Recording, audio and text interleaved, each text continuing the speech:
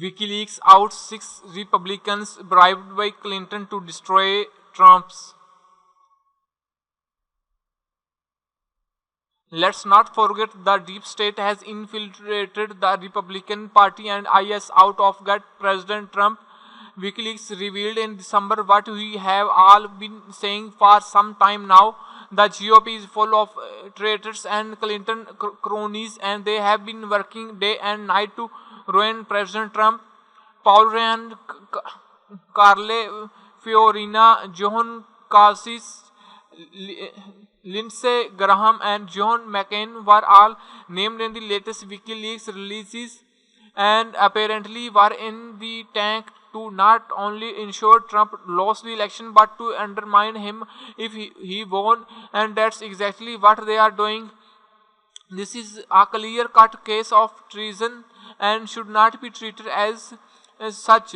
These traitors should be immediately rounded up and removed from office. The sheer audacity and treacherous natures of these wretched people is almost unfathomable. In an email from John Podesta to Huma Abedin, the pair discussed diverting Clinton campaign funds to various Republicans who were secretly on Clinton payroll. The email sent in July of this year describes how funds were being diverted from Clinton's campaigns to the super PACs of Jeb Bush, Carle Fiorina and John Kasich. According to the email, JB, CF and JK PACs will be noticeably silent for the rest of the campaigns. Each will receive a significant allowance from advertising budgets. HRC is the loop and has talked to all three personally. I only other emails that surfaced but do not refer to anything other than title have also surfaced that raised eyebrows. It seems at a glance that the Clinton Foundation, or as I am calling it, the pantsuits mafia, has bought off several key members of Republican Party to push the Clinton agenda, such as his own board will retract the invitation to speak. I only. This email was dated days before Speaker of the House Paul Ryan withdrew the invitation to Donald Trump to speak at an event in Wisconsin. Even though we do not have the smoking gun to say it was him, no other logical conclusion can be assumed. Other emails hint at the money being moved to Republicans elected officials in House and Senate. For instance, FEC reports shows that two large donations from PACS and private sources in early October went to John McCain right after he attacked Trump, publicly criticized Trump. That happened shortly after a slew of emails concerning moving money to support one candidate and move support from another. Shortly thereafter, his challengers in this site Kirkpatrick lost several key donors and money and sports lessons from DNC and the SCC in the last few weeks of the race. The thing to note is that McCain is one of the lead sponsors of the committee to investigate any Russian influence into the elections. Senator Lindsey Graham, another outspoken critic of Donald Trump and briefly candidate for president from July to December, also it seems received help from the Clintons.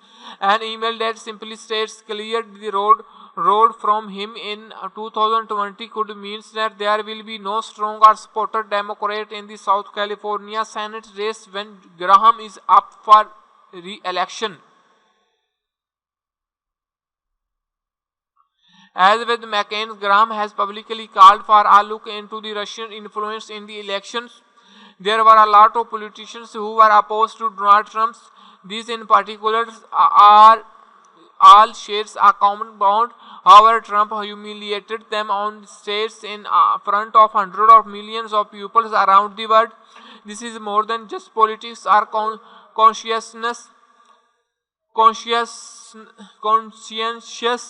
objecting. This was revenge, not just revenge, this is out and out treason. Our representatives took an oath to support our constitutions and its laws for our benefit, not theirs.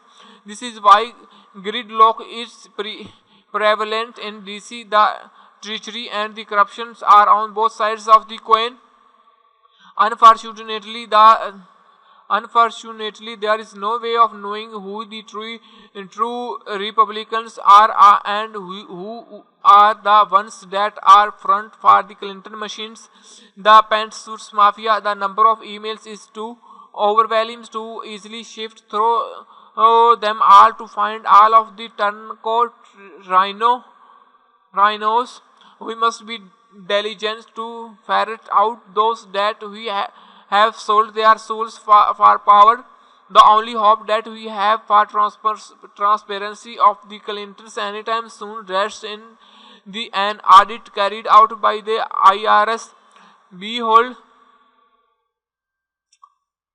in recent days, there is a call to impeach the commissioner of the IRS. In interesting times we live in to be sure only time and work on our part will push this audit forward. Even though Hillary lost the presidency, she is still a power behind the scenes with these revelations, with her Democratic allies in Pelosi and Schumer and her Republican lackeys in the form of Ryan and other Republicans. She will set the agenda and pull the strings. We the hope will have no idea who is on our side and who is not. For the Clintons, it will mean that even though the Americans and people are supporting Trump and making America great again, they will set the agenda. We will be left scratching our heads and wondering how the GOP and Trump cannot accomplish anything.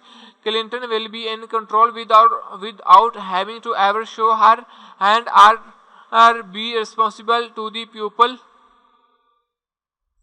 The Soros-Clinton team will have killed the Republican, and we will never know until it is too late. This Russian news story perhaps is the ultimate corpse for the Clinton camp. She does not even have to be winner of the electoral college vote to have gained power. Should enough electors defect to Hillary or name another candidate in their votes, electors are not legally bound to vote for their candidates. Then that could throw the vote into the House and Senate. The suspicious part of this simply is this: on January 20th, our new presidents will be inaugurated. The Constitution in the 25th Amendment spells out the line of successions. If there is still not a president, the vice president shall become president. Kenny or Pence. If the Senate has not picked a vice presidency by noon on the 20th, the Speaker of the House shall become president. Coincidence? The Roman Republic lasted for centuries in the hands of the peoples before failing to become the Roman Empire. That change did not happen by a foreign invasion or foreign entry. No barbarians or forceful enemy defeated that republic over 2000 years ago.